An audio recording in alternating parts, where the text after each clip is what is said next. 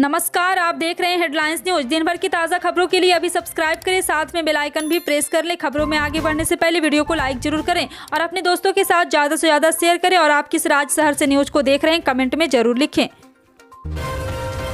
Supreme court ने महाराष्ट्र पंचायत व स्थानीय निकाय चुनाव बगैर ओबीसी आरक्षण के कराने का निर्देश दिया है। गुरुवार को मामले की सुनवाई के दौरान कोर्ट ने राज्य के इन चुनावों में 27% ओबीसी आरक्षण तय करने से इनकार कर दिया है। महाराष्ट्र में स्थानीय निकायों के चुनाव के मद्देनजर ओबीसी वर्ग के लोगों को समुचित प्रतिनिधित्व के लिए आरक्षण के मामले में राज्य चुनाव आयोग की रिपोर्ट से असंतोष जताते हुए कोर्ट ने रिपोर्ट में की गई सिफारिशों को तर्कसंगत बनाने को कहा है। जस्टिस AM खानविलकर की अगुवाई वाली पीठ ने आयोग की रिपोर्ट को चुनौती देने वाली याचिका पर सुनवाई करते हुए कहा कि आयोग को मुहैया कराए गए आंकड़ों की सत्यता जांच पड़ताल करनी चाहिए थी।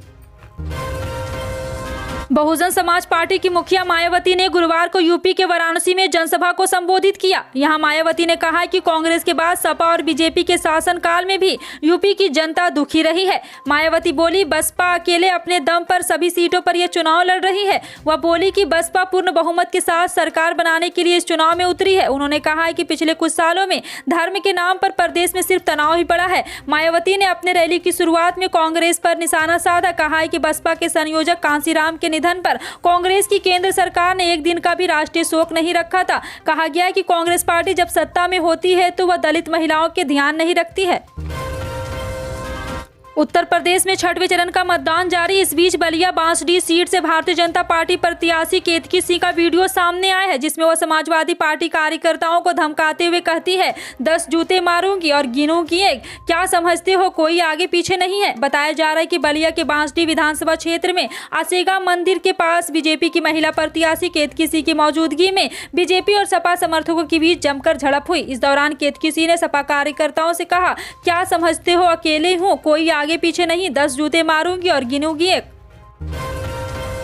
बिहार के मुख्यमंत्री नीतीश कुमार ने आश्चर्य जताया कि देश के हजारों बच्चे यूक्रेन में मेडिकल की पढ़ाई करने जाते हैं और उन्हें इसके बारे में हाल ही में जानकारी मिली है। विधानसभा में प्राइवेट कॉलेजों में फीस तय करने को लेकर हो रही चर्चा के दौरान नीतीश ने कहा है कि उन्हें पहले इस बात की जानकारी थी कि विदेश में मेडिकल की पढ़ाई करने के लिए कुछ ही बच्चे जाया करते थे, मगर रूस और यूक्रेन के बीच छिड़ी जंग में फंसे भारतीय छात्रों की बड़ी संख्या को देखकर उन्हें इस बात की जानकारी हुई कि हजारों की संख्या में भारतीय छात्र और छात्राएं विदेशों में पढ़ाई के लिए जाते हैं। नीतीश ने कहा कि केंद्र और राज्य सरकारों को विचार करना चाहिए कि आखिर इतनी बड़ी संख्या में छात्र विदेशों में मेडिकल की पढ़ाई करने क्यों जाते हैं। नीतीश कुमार ने कहा, इसके बारे में सभी को मिलकर विचार करना पड़ेगा। ऐसी नौबत ना आए कि देश के छात्र छात्राओं को विदेशों में पढ़ाई करने के लिए जाना पड़े।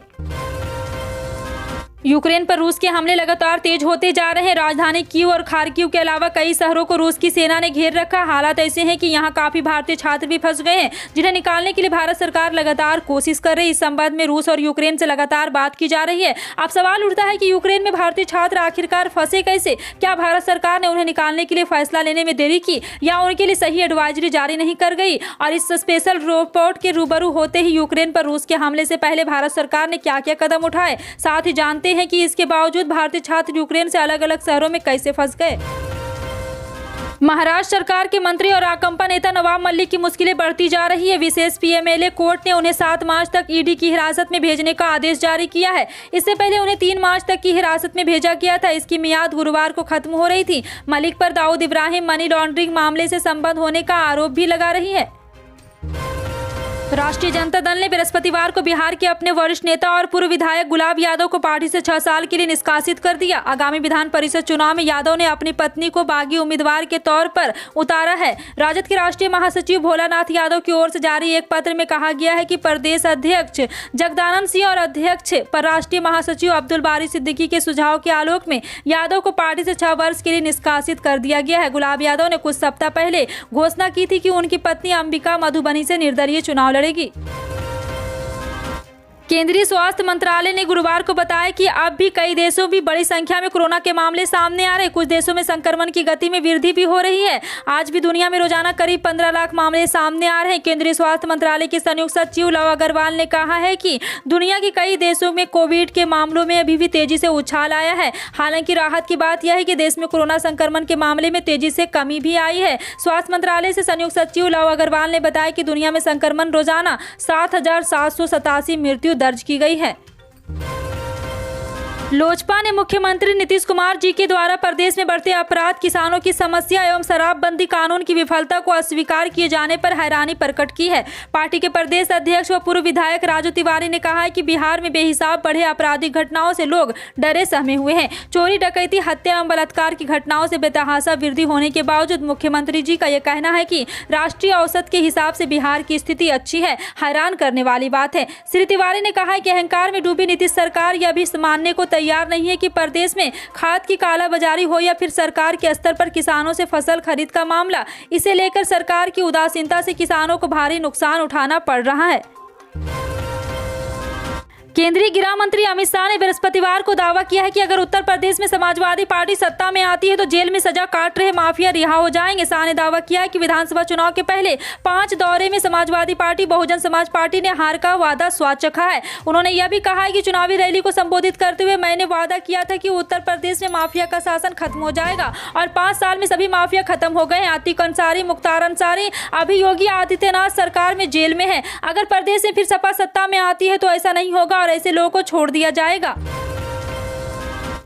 बिहार विधानसभा बजट सत्र में प्रतिपक्ष के नेता तेजस्वी प्रसाद यादव द्वारा की गई टिप्पणी को समाज कल्याण मंत्री लेसी सिंह ने घोर टिप्पणी करते हुए कहा है कि उनके पार्टी व घर में महिलाओं को प्रताड़ित किया जाता है, महिलाओं की आबरू को नीचा दिखाया जाता है। हमारी सरकार ने महिलाओं के सशक्तिकरण में महिला आत्मनिर्भर बन रही है। लेसी सिंह ने कहा है कि तेजस्वी जी दूध भात खाने की उम्र में रेलवे में लाखों करोड़ रुपये की संपत्ति अर्जित कर ली है, जिसके कारण पूरे परिवार जेल बेल के चक्कर में पूरा समय बिता रहा है, जिसे पूरी दुनिया जानती है। हमारी सरकार अपना काम करती है, ना किसी को फंसाती है और ना बचाती है। दूध भात जैसे बयानों को उन्हें वापस लेना चाहिए। उत्तर प्रदेश के आखिरी चरण के चुनाव प्रचार में छत्तीसगढ़ के मुख्यमंत्री भूपेश बघेल ने भाजपा पर जमकर हमला बोला। बघेल ने कहा है कि जनता तय करे, उसे गुजरात मॉडल चाहिए, छत्तीसगढ़ मॉडल। यूपी विधानसभा चुनाव के आखिरी चरण के प्रचार के लिए मिर्जापुर पहुंचे छत्तीसगढ़ के मुख्यमंत्री भूपेश बघेल ने विपक्षी दलों को जमकर घेरा। उन्होंने कहा कि एक तरफ भाजपा का गुजरात मॉडल है जिसमें देश की सारी संपत्ति बिक रही है, आपको जेब से पैसा निकाला जा रहा है, किसानों के दाम नहीं मिल रहे, नौजवानों से नौकरी छीनी जा रही। दूसरी तरफ कांग्रेस का छत्तीसगढ़ मॉडल जिसमें जनता परेशान नहीं है बल्कि जनता को सुख मिल रहा है, जिसमें जनता से जो वादा किया गया है उसे पूरा किया जा रहा है। अब आपको तय करना है कि आपको कौन सा मॉडल चाहिए। कांग्रेस नेता एवं गोवा के पूर्व मुख्यमंत्री माइकल लोबो ने उम्मीद जताई कि 10 मार्च को विधानसभा आने पर राज्य में भारतीय जनता पार्टी का शासन समाप्त हो जाएगा और बनेगी तो कांग्रेस की सरकार। उन्होंने साथ ही उन अटकलों को खारिज कर दिया कि गोवा में पार्टी विभाजित हो जाएगी। विपक्ष के नेता दिगंबर कामत और कांग्रेस की गोवा इकाई के प्रमुख गिरीश चोडनकर की मौजूदगी में संवाददाता सम्मेलन को संबोधित करते हुए लोबो ने उन अफवाहों को भी खारिज किया है कि अगले सप्ताह चुनाव परिणाम आने पर पार्टी बदलने के लिए भाजपा का शीर्ष नेतृत्व उनके संपर्क में है।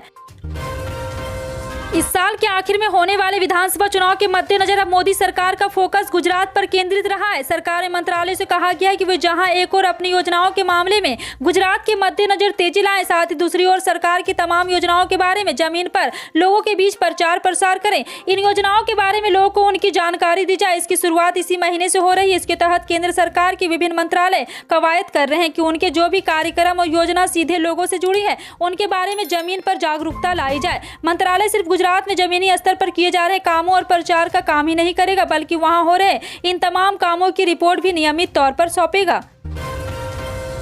कर्नाटक विधानसभा का बजट सत्र शुक्रवार से शुरू हो रहा है और वित्त मंत्रालय का भी प्रभार संभाल रहे मुख्यमंत्री बसवराज बोम्मई सत्र के पहले दिन ही अपना बजट पेश करेंगे। गौरतलब है कि राष्ट्रीय ध्वज पर मंत्री के एस विश्वरप्पा के बयान पर उन्हें बर्खास्त करने की मांग को लेकर कांग्रेस के प्रदर्शन के कारण कर्नाटक विधानसभा का संयुक्त सत्र जल्दी समाप्त करना पड़ा था, पर उसके 10 दिनों के भीतर ही बजट सत्र का आयोजन किया जा रहा है। हालांकि संभावना है कि विपक्षी दल विभिन्न मुद्दों को लेकर भाजपा सरकार को घेरेंगे और सत्र सरकार के लिए आसान नहीं होगा।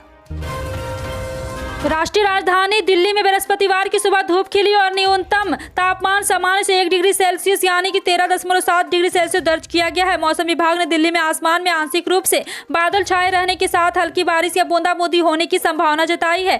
भारत मौसम विज्ञान विभाग के मुताबिक गुरुवार को अधिकतम तापमान में 28 डिग्री सेल्सियस से असम पास रहने के आसार है। और आपको बता दें कि IMD ने बताया कि सुबह 8:30 बजे आपेक्ष और सापेक्ष आर्द्रता 83% दर्ज की गई है। केंद्रीय प्रदूषण नियंत्रण बोर्ड ने बताया कि दिल्ली के वायु गुणवत्ता सूचकांक में सुधार आया और वह सुबह 9 बजे मध्यम श्रेणी में दर्ज किया गया है।